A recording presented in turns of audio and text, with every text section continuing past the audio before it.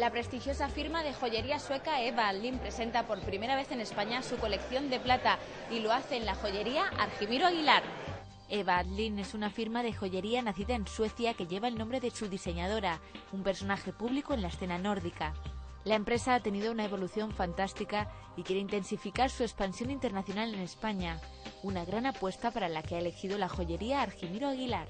Y es el primer evento que se hace en España y hemos tenido la suerte de que la primicia sea aquí en Valencia. Y yo creo que a cualquier mujer, porque además es una joya que no es barroca, es muy fácil de llevar para por la mañana con unos vaqueros, arreglada para por la noche. Yo creo que cualquier mujer es público objetivo.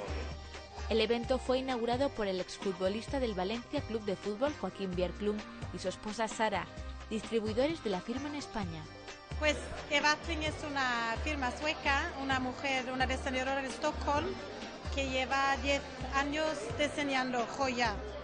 Y ella hace plata, oro, brillantes y es la diseñadora con más éxito en Escandinavia. Eva Adlin es proveedora de la Casa Real sueca, así como de numerosas celebrities como Madonna, Meryl Streep, Sarah Jessica Parker o Jennifer Aniston. El éxito de Eva Adlin se basa en el pensamiento que otorga significado a cada una de sus piezas y que ella define como belleza con sentimiento. Ella, lo que es distinto de lo que hay en el mercado español, en mi opinión, es que primero que el diseño es escandinavo, es muy limpio, líneas rectas y además Eva tiene un sentimiento con todo lo que ella diseña.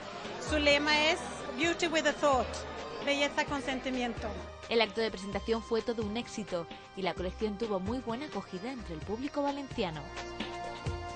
Con esta colección Argimiro Aguilar completa su abundante oferta con un toque de lujo y elegancia. Elle s'avance, elle cherche sa carte.